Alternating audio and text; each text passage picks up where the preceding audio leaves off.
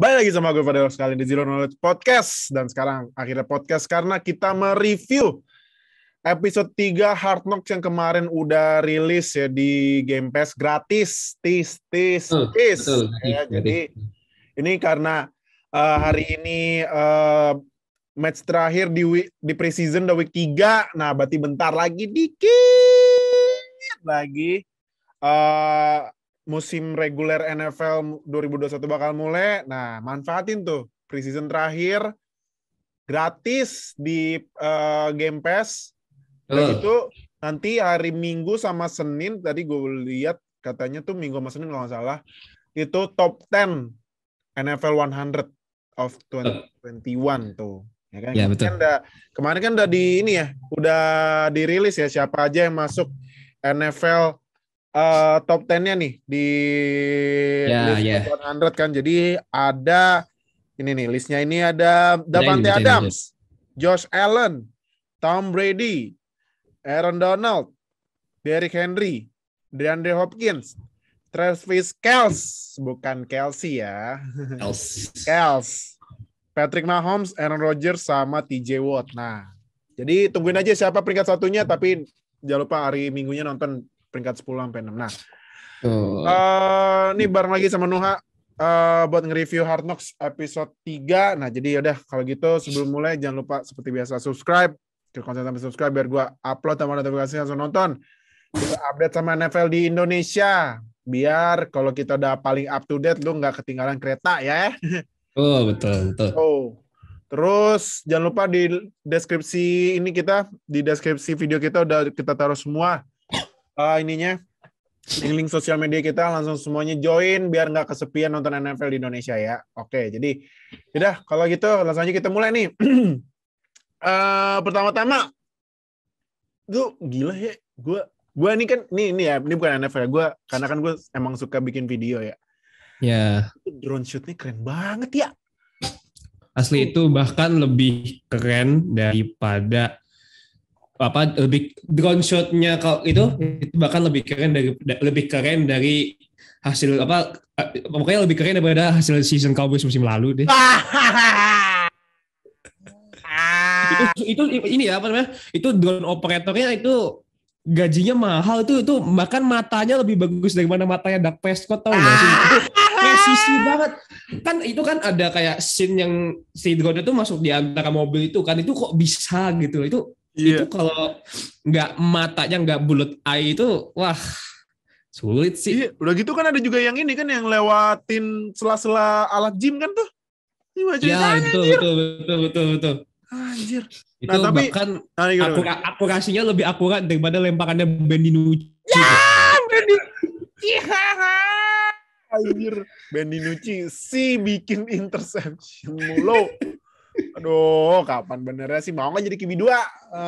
Nah, tapi kalau menurut lo nih, ini kan gue baca di komen-komen netizen sana sama netizen sini pada bilang bikin training, tempat fasilitas training bagus, tapi juara aja kagak bisa. Nah, menurut lo gimana? Lu setuju apa enggak? Gua sih ini ya, namanya sebuah fasilitas penunjang itu tuh memang menurut gue harus sebagus mungkin, terlepas bagaimana outputnya di musim itu ya. Cuman kan Cowboys itu juara yang ketika Cowboys itu gede di tahun 90-an gitu. Itu menurut gue manifestasi yang sampai saat ini itu susah untuk ditandingi oleh tim NFL manapun menurut gue. Karena kan namanya kan nama kompleknya Cowboys itu namanya The Star ya. The Star sendiri itu yang kalau di artikel tuh bilang luasnya itu adalah 91 ini lalu acres gitu pokoknya gitu, dan itu di dalamnya ada 12.000 seat indoor stadium kan, udah ada juga tuh di shot drone-nya. Terus juga ada shopping center, ada hotelnya tuh juga bagus banget. Makanya kan? Iya, makanya. Dan itu diotaki oleh satu orang, Jerry Jones. Gitu.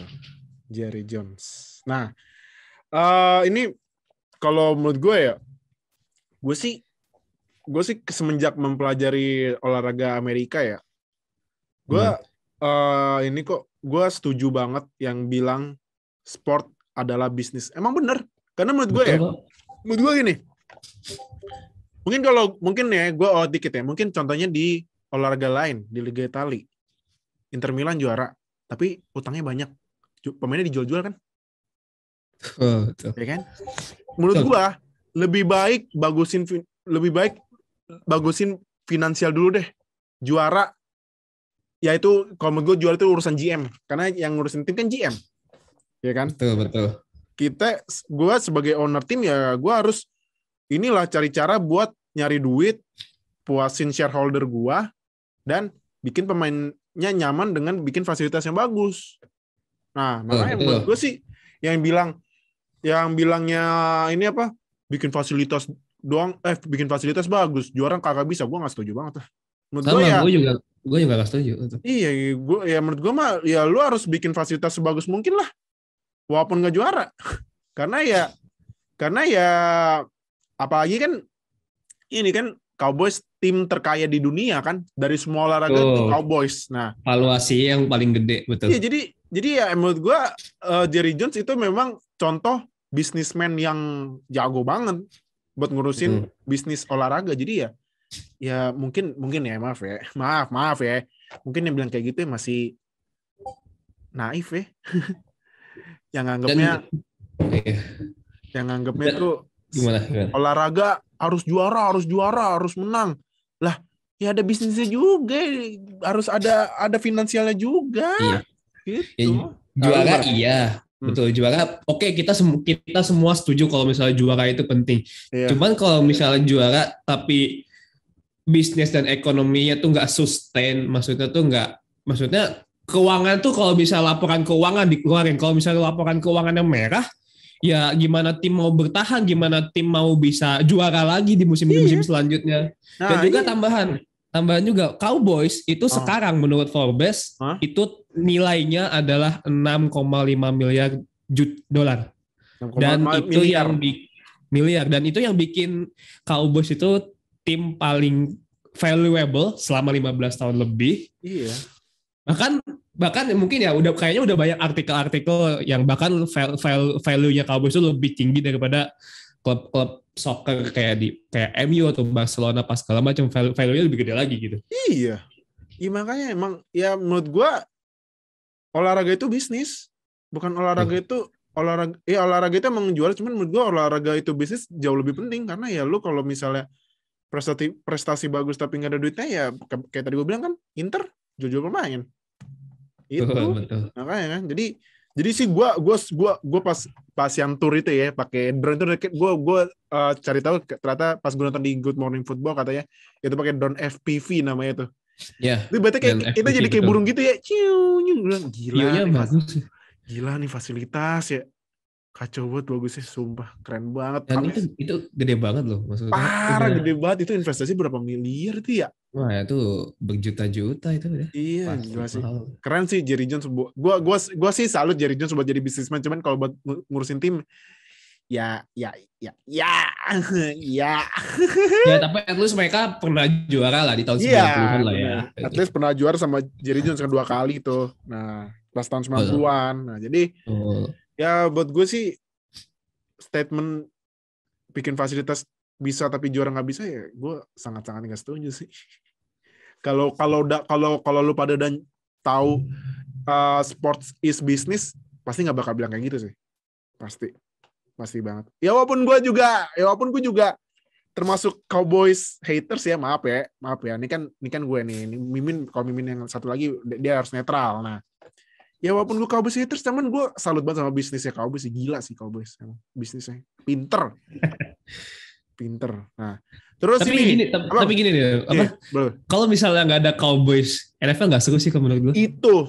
Itu karena Cowboys itu rating. Betul. Nah, kan? Iya kan? Karena Cowboys itu kalau misalnya kalah atau apapun sedikit pun dunia meme langsung keluar stokan Cowboys. Nggak menang ada aja. Kalah apa lagi? Banyak banget cadaan apa enjoy. Makanya kalau menurut gue kalau misalnya mungkin aja misalnya Cowboys gitu timnya misalnya hilang gitu. Menurut gue NFL nggak seru sih. Iya. Menurut gue lah. Menurut gue kalau Cowboys tiba-tiba ini ya, tiba-tiba tapi pasti enggak ya. Tiba-tiba bubar gitu, NFL bisnisnya bakal hancur sih. Hancur lebur menurut gue. Betul. Hancur lebur. Nah, langsung kayak kita moving on ke selanjutnya ini. Pemain yang kemarin sebenarnya sih nggak terlalu dikasih lihat, cuman sekarang ini dia sekarang yang dikasih lihat ya. Isaac Alarcon masih baca gitulah. Apa ya bacanya? Alarcon ya kan gitu. Isaac Alarcon.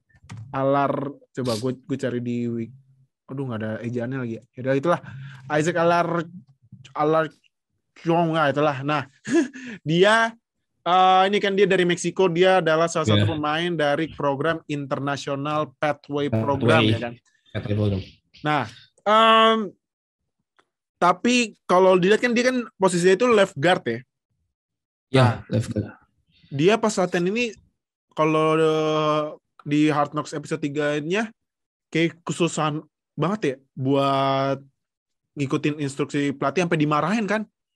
Isaac, you're playing football gitu. Nah, kalau menurut lu Dino, ini kan OL-nya Cowboys kan udah banyak yang injury prone, udah banyak yang tua juga kan.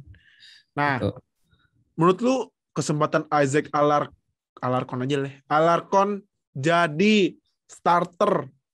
Jangan starter deh, masuk 53-man roster Cowboys gede apa kecil?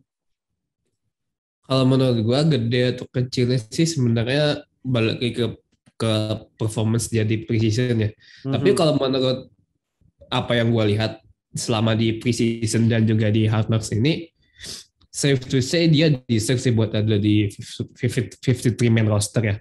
Bahkan kalau misalnya mentok-mentoknya practice squad deh, menurut gue ya dia layak untuk ada di situ. Karena memang mungkin kalau misalnya memang offensive line-nya Cowboys yang hitungannya sekarang udah jadi kaki kaca, ya bisa satu game atau misalnya 2 game tuh si Isaac Alarcon tuh bisa dipanggil. Karena menurut gue he's not bad as a guard. Cuman ya karena wajar masih rookie gitu dan jalurnya international pathway, jadi mungkin memang harus butuh pembiasaan lagi dengan style defense, how to read the defense from the NFL players.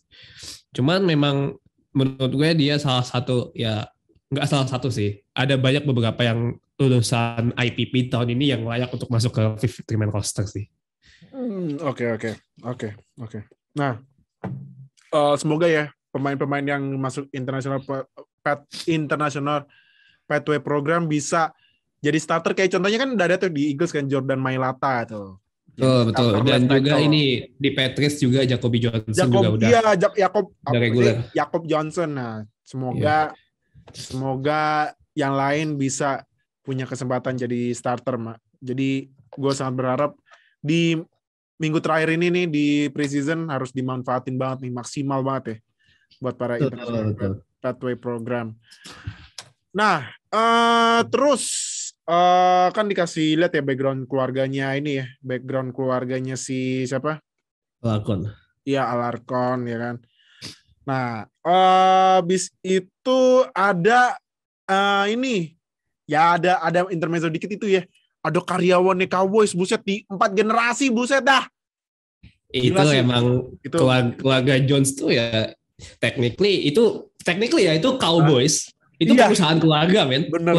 Perusahaan keluarga. Bener. Ya ibaratnya kalau di Indonesia ada kayak perusahaan keluarga yang jajakan staff dan direksi keluarga, nah itu basically Cowboys itu. Iya, benar-benar. Itu katanya dari eyangnya, kakeknya, anaknya, bapak, anaknya, kakeknya, anaknya berarti bapaknya, dan sekarang dia. Udah gitu, dia kayaknya yang paling berani nge-trash talk ke Dak ya. Abisnya main kartu kalah anjir sama siapa namanya, Alexander Johnson itu karyawan, katanya dia itu Cowboys royalty sadis. Oh iya. Dia kan Cowboys royalty, gila Dak di trash talk loh. Padahal Dak kan QB ke-3 bayaran termahal loh. Diceng-cengin sama yang kerjaannya harus nganterin equipment pemain. Ya kalau kalah main game ya layak buat di trash talk lah, atau kalau pas apapun itu statusnya dong. Iya. Sekali lah ya trash talk nggak apa-apa lah. Emang ini emang pas di match trash talk dikit tondeng 15 yard najis emang. Apaan sih itu peraturan najis. NFLPA ini kayak kerja kayak taunting bolehin dikit. Apa sih masa pemain kayak robot? NFLPA presidennya siapa sih? NFLPA ini JC Tretter, OL-nya Cowboys, OL-nya Browns. Oh kerja. Kerja dong. Ya masa pemain udah keren-keren break tackle, udah naruh bola kayak robot najis. Ya at least ngajuin banding kayak apa kayak gitu. Jangan ya unsur fun-nya. Jadinya NFL tuh bukan National Football League lagi, tau nggak? Jadinya no fun league, benar-benar nggak ada serunya sama sekali. Iya, nggak ada funnya sama sekali, kayak robot jadi peraturan aneh. Nah, next itu ada RB3-nya Cowboys, namanya siapa tuh? RB3 Cowboys ya? Yang Jaquan Hardy bukan?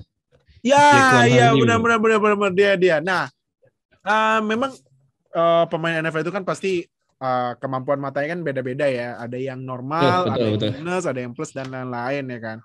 Nah, ini RB ketiganya Cowboys namanya Jaquan Hardy, dia itu matanya minus 2,5 kan udah lumayan gede ya.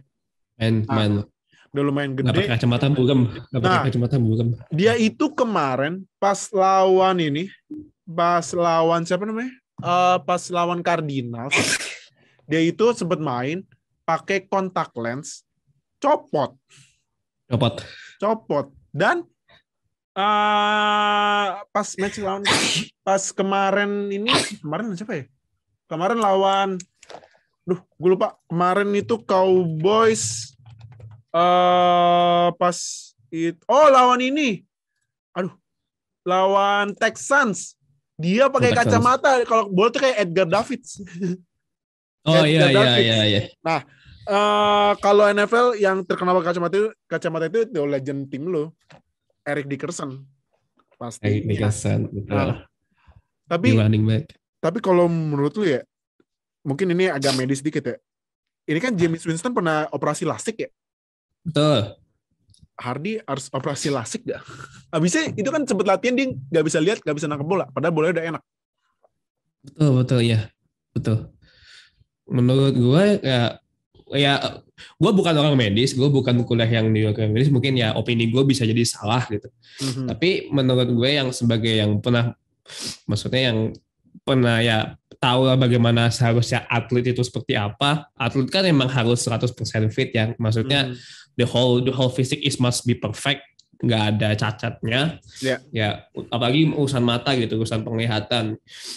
Dan ya khususnya kalau di NFL sendiri ya running back kan harus ngelihat di mana kalau misalnya OL tuh ngebuka jalan, buat dia lari, itu kan tentu harus bisa ngeliat dengan jelas gitu. Dan juga kalau misalnya dia lagi di posisi play yang dimana dia harus nangkep bola, tentunya dia harus ngeliat dong bola itu arah kemana. Dan kalau misalnya matanya minus kayak atau apa kan itu kan sangat mengganggu ya. Iya, bakal sangat mengganggu performa. Iya.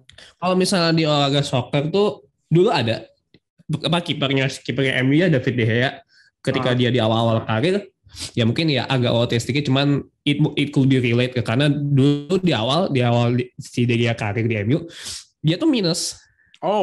Matanya minus. Jadi makanya di tahun-tahun pertama dia di MU dia banyak banget kebobolan. Salah satunya faktornya karena dia matanya minus.